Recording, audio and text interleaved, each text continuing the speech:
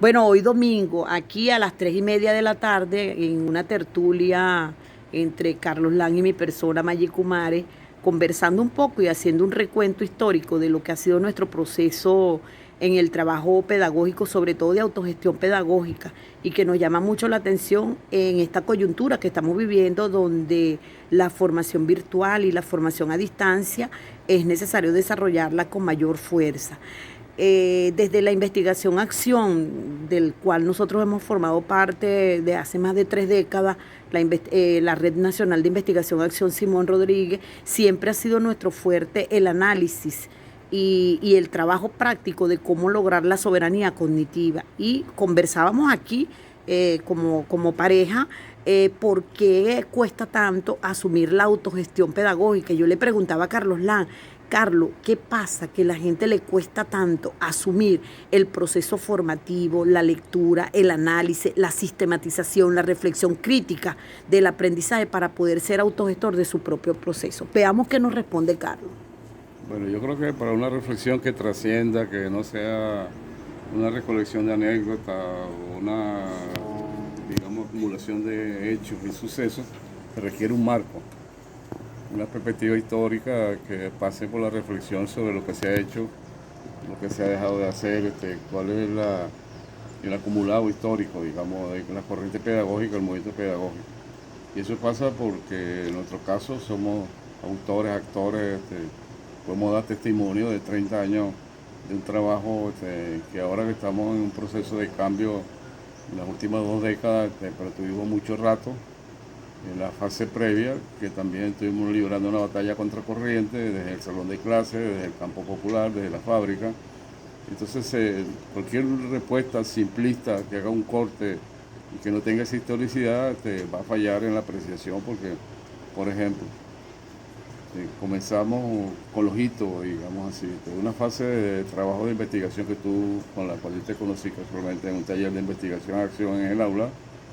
Eso tiene una historia en la década del 90, tiene unos libros que respaldan ese trabajo de investigación en el aula, en los espacios alternos que existían en aquel momento. El pedagógico de Caracas, el pedagógico de Maracay, el pedagógico de Quisimeto, la Universidad Central, la gente de estudios supervisados, la gente de CEPAC, la gente de educación popular, porque prácticamente no tengo mucha vinculación con escuelas de educación popular como la Escuela del Calais, en la Piedad en Barquisimeto, de la Universidad de Sosa Luján. Venimos vinculados mucho a esa experiencia que está fuera del marco de lo tradicional, de lo convencional. Y la educación a distancia, la autoformación, lo que tú estás nombrando, es una herramienta de la pedagogía de Freire, pero que nosotros fuimos mucho más allá del marco que daba Freire en la educación popular. Aunque nos transformamos en la educación como práctica de la libertad o la educación liberadora, la propia autonomía y soberanía cognitiva es un planteamiento de Freire. Pero nosotros profundizamos digamos, en la crítica a los grupos freireanos de educación popular que se quedaban neutrales en el compromiso histórico, no solo pedagógico, sino de clase, con la función del poder. Por eso en el año 90 nos metimos con la teoría del Estado y de escuela, el poder en la escuela. El primer libro donde aparece Invedecor y aparece todo ese proceso ya desarrollado. Entonces hay que reconstruir eso porque esos nexos tienen algo que ver con lo que estás planteando tú. Claro, Carlos, fíjate, yo entiendo, hay corrientes que de alguna manera nosotros venimos reivindicando, por ejemplo, CEPAC, que tiene un planteamiento muy interesante en cuanto a lo que tiene que ver con la autogestión del proceso formativo. También hay otras corrientes, bueno, que no las suscribimos, como es el tema de Churuata, CESAC. ¿Te acuerdas de esa época también, donde ellos venían haciendo un trabajo con los registros, pero no problematizaban el tema de la lucha de clase? Yo creo que si hay un saldo a nuestro favor como corriente, es que nosotros hablamos de la autogestión pedagógica, pero problematizando la división social del trabajo, que es la génesis estructural de esa separación que hay entre el saber y el hacer. Desde la misión Vuelvan Cara hicimos un esfuerzo bueno, porque la gente fuese autogestora de su propio proceso, tuviese soberanía cognitiva, no solamente desde el punto de vista intelectual, sino vinculando la teoría con la práctica. Pero nos ha costado mucho la masificación, Y hay un autor que tú siempre dices, que Edgar Morin, no sé qué, o Edgar Morin, como le dicen otros, que no se equivocó en eso cuando él habla de la cabeza bien puesta del docente.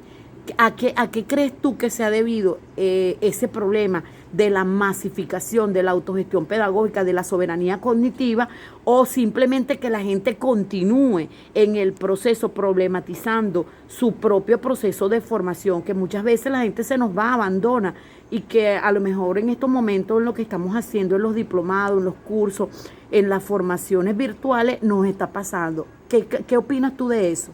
Fíjate que no se puede separar la parte pedagógica, didáctica, curricular, de las relaciones de producción, de las relaciones de dominio.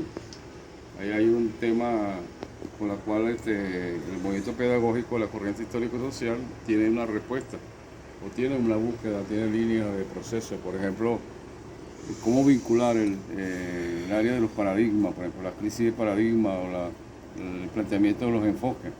Entonces, no estamos con la teoría crítica, con el enfoque histórico-social. Si no somos pedagogistas, didactistas, ni somos metodólogos, ni estamos con la corriente simplemente hermenéutica, porque entonces hay que aplicar lo que plantea la teoría habermasiana, de los intereses del conocimiento. Los intereses constitutivos del saber. Ajá. Entonces ahí tenemos que tener que, claro, que hay un enfoque tecnocrático, hay un enfoque hermenéutico y un enfoque crítico. Nosotros, dilucidando todo ese tema de la discusión sobre disciplina, transdisciplina, paradigma, nos ubicamos en la corriente crítica. Ahora, ¿cuál corriente crítica? Los aportes Habermas, de toda la escuela de Frankfurt, de todos los autores que se plantearon trascender lo pedagógico, la escuela, la barrera del aula, etcétera.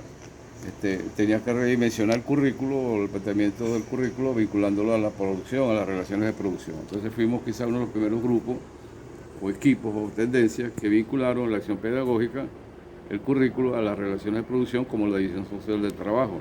El libro El poder en la escuela es un libro, por ejemplo, que está centrado en la crítica a la división social del trabajo.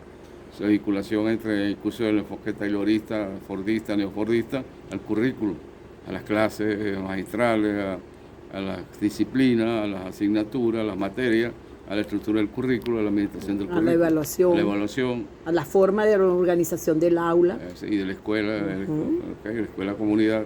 Si no tenemos un background que está recogido en el compendio, por cierto, sobre la teoría crítica, donde se registran los 11 ensayos de una década de trabajo, que nos conduce con esos antecedentes, enfrentando el gobierno, enfrentando modas pedagógicas, reforma tras reforma. El movimiento pedagógico tiene una historia y una historicidad, por eso hablaba de la historia. Y ahí entonces tenemos muchas cosas que decir. ¿Por qué? Porque estando ya en ese periodo de la apertura del proceso de la década del 90, hacia el proceso de cambio, con la emergencia, digamos, del movimiento bolivariano, la presencia de Chávez, haber ganado el proceso eleccionario, ya nosotros ahí teníamos un planteamiento que se recoge en documentos, en libros, ensayos, en talleres múltiples, en espacios universitarios, pero también en la educación popular, en la fábrica, en el caso de Alcázar con el Centro Negro Primero, que tú mismo empujaste a organizar en las empresas básicas, en Vuelvancara, en La Morita, con la coordinación de la formación en Vuelvancara, en el MINER, etcétera, etcétera. Sí, hay una serie de antecedentes donde hay textos, ensayos, y tenemos como un background ahí que nos lleva a que ya en la apertura, después de haber ganado el proceso eleccionario, estando el propio Héctor Navarro en la comisión social del programa de gobierno del combate Chávez, le entregamos el ensayo de educación de la vida y la libertad, que fue el preámbulo para después asumir la coordinación de la constituyente educativa, la propuesta educativa que comenzó con la constituyente educativa en ya el 1998, el 2000. Entonces ahí hay unos antecedentes que está escrito, que está mapeado. Sí, fíjate, rescato de este planteamiento tuyo, bueno, lo rescato todo, pero hay un elemento en particular que quiero hacer énfasis, que son los 3 intereses constitutivos del saber, del cual nos habla Jules Habermas. Yo creo que esa lectura es fundamental para cualquier proceso de formación que iniciemos. La gente tiene que estar clara, o los sujetos participantes tienen que estar claros de que hay formas de aprender y que hay formas de adquirir el aprendizaje. Y que obviamente tenemos que hacer el análisis crítico de dónde está, en qué enfoque está montado nuestro sistema educativo. Si bien es cierto que nuestro sistema educativo ha dado avances, porque nosotros tenemos una ley orgánica de educación, la del 2009, que es excelente, donde muchos aportes, los que están allí, lo hicimos como movimiento pedagógico revolucionario, excelente, pero no es verdad que parte de esos aportes se estén desarrollando en la práctica en el sistema educativo. Se han hecho intentos y hay mucha gente que, bueno, ha tratado, pero todavía a 20 años de revolución, con esa ley orgánica que tenemos, con los referentes que tenemos, yo siento que la producción teórica, que la producción de conocimiento, que la autogestión del conocimiento, que la soberanía cognitiva en estos momentos es menor que antes de la revolución. Yo recuerdo, yo vengo de esa escuela cuando nosotros nos conocimos y fíjate que de manera autónoma montábamos nuestros talleres de investigación-acción, de métodos cualitativos, el proyecto plantea, el proyecto de aula. A nosotros nadie nos decía que teníamos que formarnos, lo hacíamos por necesidad. Los colectivos pedagógicos, los sábados pedagógicos, eran prácticas de un movimiento pedagógico que se venía gestando y que venía reflexionando y haciendo análisis crítico sobre la forma, cómo estaba montado el sistema educativo. En estos momentos, pudiéramos decir que eso ha ido como mermando. Ahora bien, estamos en una coyuntura donde estamos haciendo énfasis que, bueno, que la formación la vamos a tener que realizar de manera virtual, de manera a distancia, pero no es porque, no por la coyuntura en sí, es porque realmente creo, estoy convencida que ese es el mecanismo. ¿Cómo lograr que un sujeto, que una sujeta tenga las herramientas cognitivas para ser autogestor de su propio proceso de conocimiento? Yo creo que ese es el gran desafío que tenemos. Bueno. Pero ¿cómo lograr que la gente realmente entienda eso? Es el gran desafío. Tú comienzas en un curso virtual con 20 personas y terminan 3. ¿Por qué? Igualmente, hasta presencial nos pasa. En el mismo INSE, nosotros tenemos colectivos de formación que son los colectivos de aprendizaje, las comunidades de aprendizaje. Comienzan 30 y terminan 3, 4, 5. La gente se cansa, abandona, lo hace como por obligación, porque bueno, te están como monitoreando, te están marcando, pero no porque sienten la necesidad de aprender. ¿Qué cosas tenemos que realizar para que la gente tenga la necesidad de aprender y que ellos mismos busquen, investiguen, sean autogestores de su propio proceso? Aquí de nuevo aparece la perspectiva histórica, o lo histórico, o lo lógico histórico. Porque si no, entonces perdemos el hilo. Ninguna revolución se hace lineal, ningún proceso de cambio educativo se hace sin asimetría, sin desigualdades, sin confrontación. Y todo está atravesado, transversalizado por ese proceso. Entonces, el proyecto educativo nacional, supongamos que partimos de la década del 2000. Eso está atravesado por auge y descenso, por avance y retroceso, estancamiento, y pudiéramos ponerle fecha. Decir fases de auge, fase de descenso, fase de estancamiento, fase de retroceso. Yo no estoy de acuerdo de que es lineal el proceso en el sentido de decir que hemos retrocedido. No, el problema es que hay una fase específica de auge, de distorsiones, de pasticho pedagógico, enciclopedismo, modas pedagógicas, y no hay continuidad por el proceso mismo del síndrome del otro gobierno. Uno de los detalles para comprender el proceso educativo en Venezuela y los cambios en general, y que hay un fenómeno, recuerda que no podemos separar la pedagogía, el hecho educativo, el hecho político, el hecho social, histórico, claro. El enemigo. Estamos enfrentando una coyuntura muy importante en eso, pero podíamos responsabilizar. Y enfrentando corrientes distintas. Una parte de la responsabilidad de algunos estancamientos o procesos de desviaciones, etcétera, tiene que ver con el síndrome del otro gobierno, porque apenas cambia un jefe solo, un director de escuela, un ministro, cambian las políticas, no se hace balance de lo que se hizo, descabezan las iniciativas, las innovaciones, empiezan a inventar nuevas cosas, le cambian los nombres a las cosas, y entonces es una cosa terrible de la herencia de Cocopellano, porque eso es una práctica de acá. Eso no es ni marxista ni bolivariana, un coño. Adequismo o neoadequismo. Entonces, ¿qué ocurre con eso? Que entonces tú encuentras periodos en los cuales un determinado ministro no le gustaba el nombre de una determinada cosa, la cambió, le puso lo mismo o le inventó una nueva moda, contrató la moda última de cualquier centro de creación de pensamiento pedagógico o un libro y montó una experiencia sin balance, sin sistematización, la loquetera. Pues, por ejemplo, fíjate el caso de los proyectos pedagógicos. Hay gente que no cree en los proyectos pedagógicos porque son neoliberales, pero aquí hasta ahora el PIC o el PA, los proyectos son acusados neoliberales, pero moca que la metodología de proyecto es la más adecuada para el efecto de desarrollar las experiencias en el aula, la experiencia en la escuela, la experiencia. Había que hacer una evaluación, que lo hicimos, por cierto. En el caso de los PIC, la única evaluación que conocemos de esa experiencia la hicimos nosotros. Algunos son instrumentales.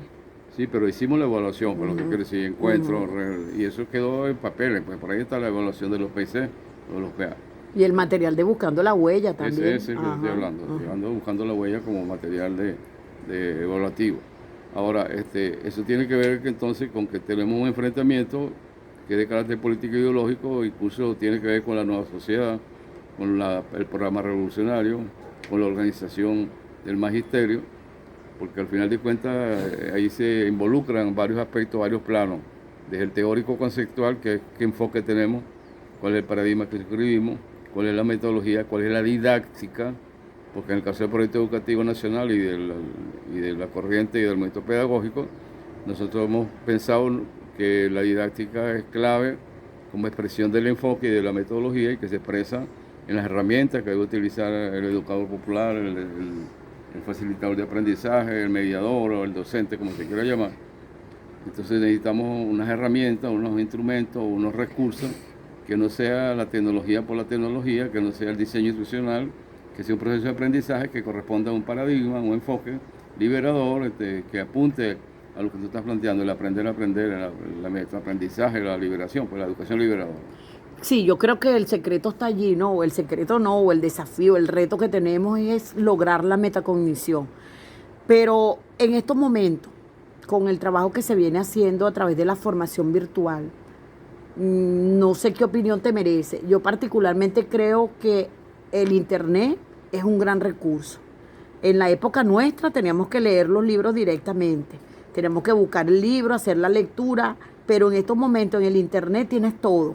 Y tú buscas, corta, pega, analiza, puedes desarrollar un texto a partir de otro y tienes todo en el mismo instrumento, pues vamos a decirlo así, en la misma estructura que en el Internet y la facilidad de la computadora, porque antes en la época nuestra teníamos máquinas de escribir que ni siquiera borraban, entonces tenía que con el liquid paper, la cosita esa blanca, borrarle los errores. Ahora tiene ese avance tecnológico, pero en la medida que avanzamos tecnológicamente, entonces pareciera que hay como mayor niveles de comodidad, de ¿cómo se llama?, de simplicidad, y profundizar, analizar críticamente se hace un poco cuesta arriba. Te lo digo porque tuve una experiencia con Seba, mi nieto, donde le decía, bueno, vamos a hacer la tarea, ve escribiendo los elementos. No, abuela, yo lo corto y lo pego de aquí mismo en el teléfono o en la computadora. Ajá, yo le decía cuáles son, porque era una tarea de literatura, cuáles son los elementos de la composición literaria. Y entonces él buscaba todo en internet, lo cortaba, lo pegaba y no escribía. Y yo le decía, oye, pero ¿hasta dónde eso influye en una debilidad que tenemos en este momento? Y desde hace mucho tiempo lo venimos observando, es que a la gente no le gusta escribir.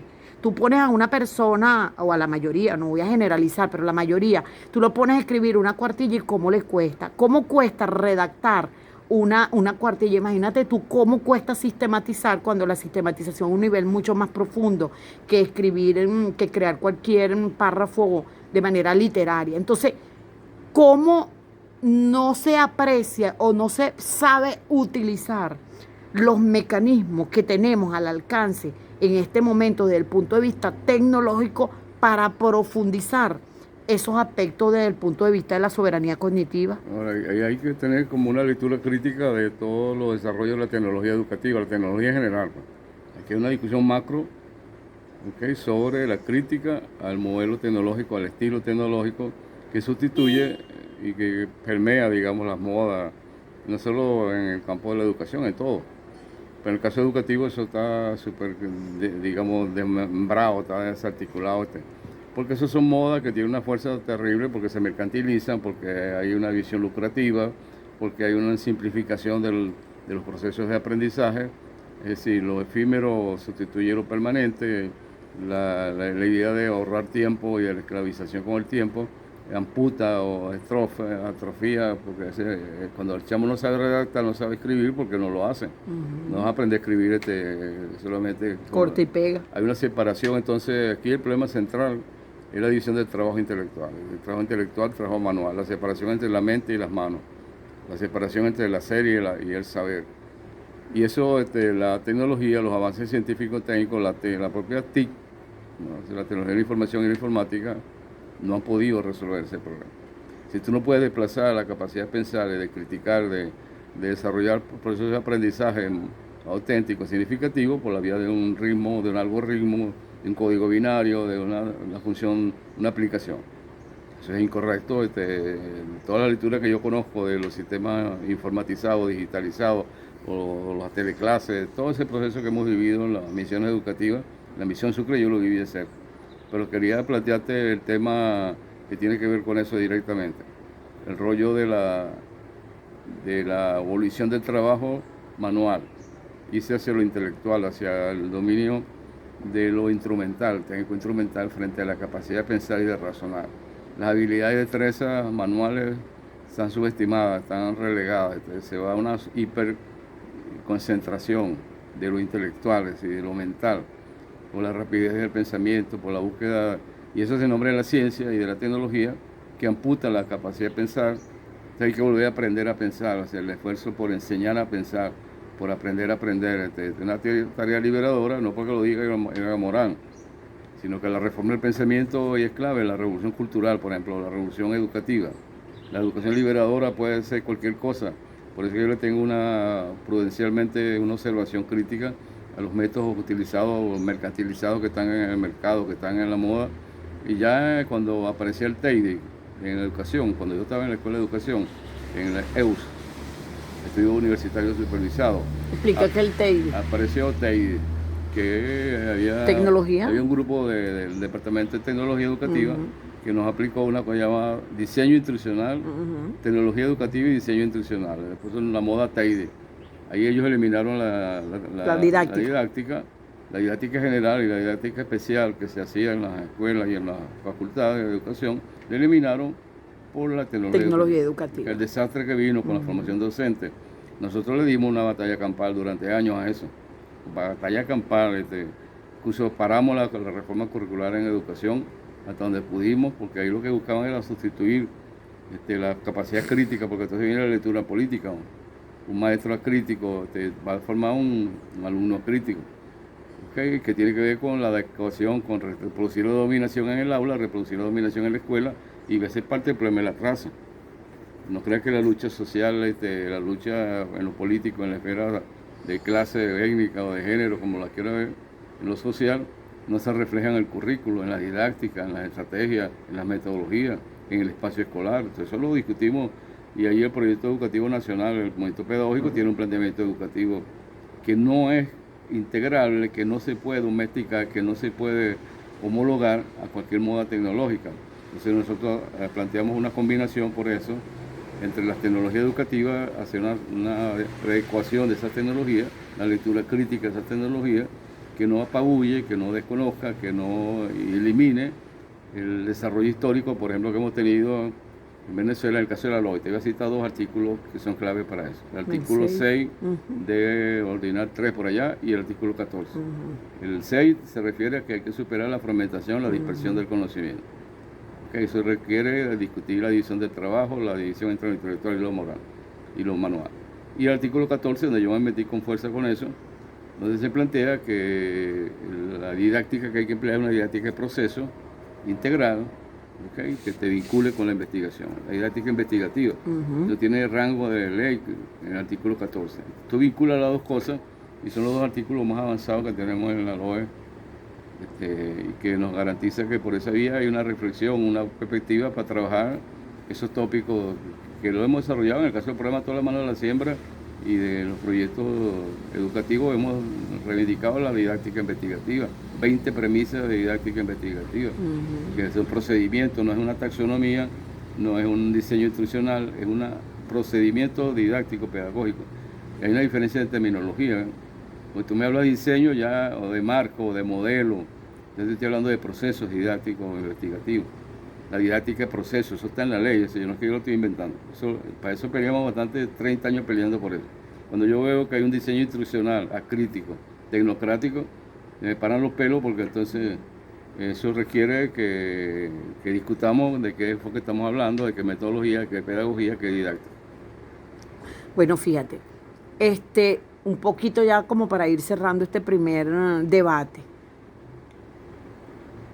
Me estás hablando de la didáctica, me estás hablando de la metodología, me estás hablando del enfoque, que obviamente, como tú siempre nos los ilustras, la lámpara de Diógenes, todo tiene que ser coherente y congruente.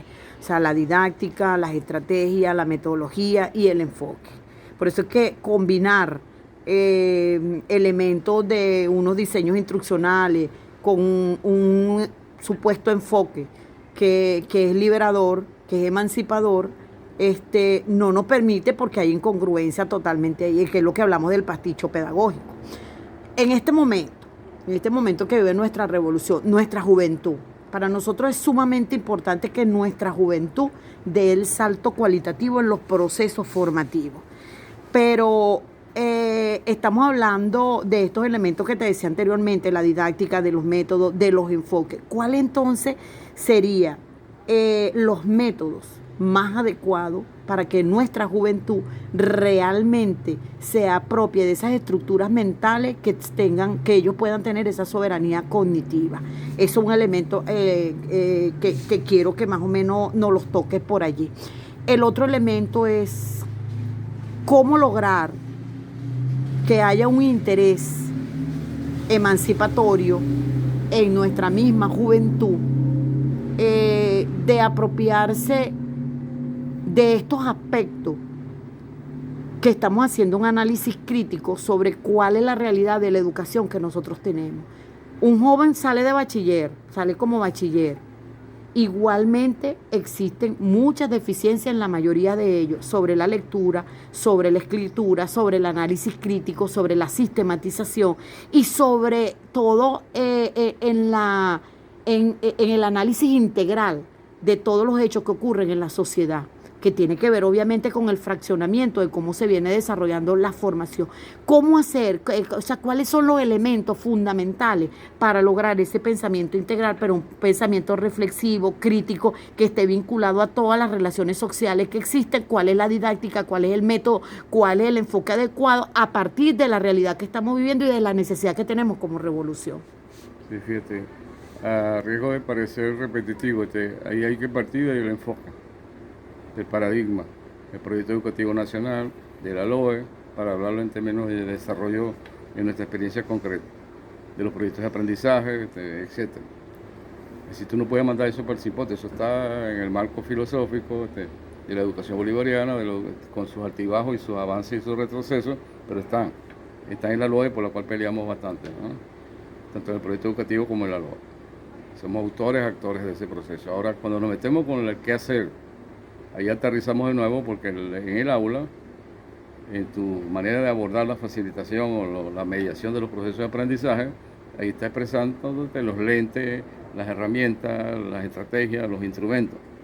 Entonces ahí tiene que hacer una combinación adecuada de una batería de recursos. Primero, parte de las premisas. Si no es un diseño institucional, una taxonomía, un molde, un modelo, tiene que ser un desarrollo curricular, un desarrollo del proceso. Tienes que desatar el proceso. ¿Cómo lo desata? Con el aprendizaje por descubrimiento, por la curiosidad epistémica, por la soberanía cognitiva, Tú tienes que desatar ese proceso, tú no puedes amputarlo, tú lo tienes que potenciar en el aula, con unas estrategias que son implicantes, interactivas, por supuesto, de ejercicio, de preguntas, de narraciones coloquiales, de participación por la experiencia, por lo vivencial, por lo emocional. Si tú vinculas una batería, no una sola cosa. No hay una sola manera, ni de enseñar a aprender, ni de enseñar a leer o escribir. Pero hay una polémica con la escritura por eso. Te recuerda el método silábico, el método comprensivo. Método global. Entonces nosotros tenemos que trabajar con la lectura. Está el deletreo, el silábico, sí. El método global. Ok, pero hay un debate sobre pedagogía. Claro, de enfoque, es un enfoque. Igual que en el caso de la educación a distancia online. Ahí hay un problema de enfoque entonces. Y particularmente en los procedimientos, en el desarrollo del currículo se aparecen los momentos en los cuales eso tensiona. Porque si se está planteando de la educación libresca, repetitiva, memorística, técnico-instrumental, tú te vas por los pedacitos, por los fragmentos, por los 147 caracteres, que es con lo te que vas por la construye un limitante que Twitter. tiene la lectura, digamos, de la tecnología educativa, que ya es previo al proceso actual, no tiene que ver con cuarentena ni con la experiencia donde estamos incorporados en la escuela de la juventud, sino tiene que ver con el enfoque previo, que prela, que está antecedente. Entonces, cuando yo te planteo aprendizaje por descubrimiento, aprendizaje por repetición, aprendizaje mecánico, aquí te voy a referir a un elemento que es la lectura. Lectura interpretativa comprensiva. Tú puedes leer memorísticamente, para reproducción mecánica, o tú puedes leer para interpretar, comprender, analizar, criticar, sintetizar. Son cosas distintas. Usted repita conmigo, 1, 2, 3, son ta. Y usted va para este cuadrito, mete esta aplicación y produce un resultado. O sea, que para cualquier tipo de formación que vayamos a emprender a partir de este momento, es necesario esta conversación que tú y yo acabamos de tener. Sí, claro. Bueno, en la próxima entrega vamos a hablar entonces de cómo aprende el sujeto, qué es aprendizaje por descubrimiento, Aprendizaje de la lectura interpretativa. cuáles son las herramientas o las estrategias que se deben aplicar para que el aprendizaje realmente se haga por descubrimiento y que nos permita la autogestión pedagógica. Habló para ustedes Carlos Lan Rodríguez y Maggie Kumare.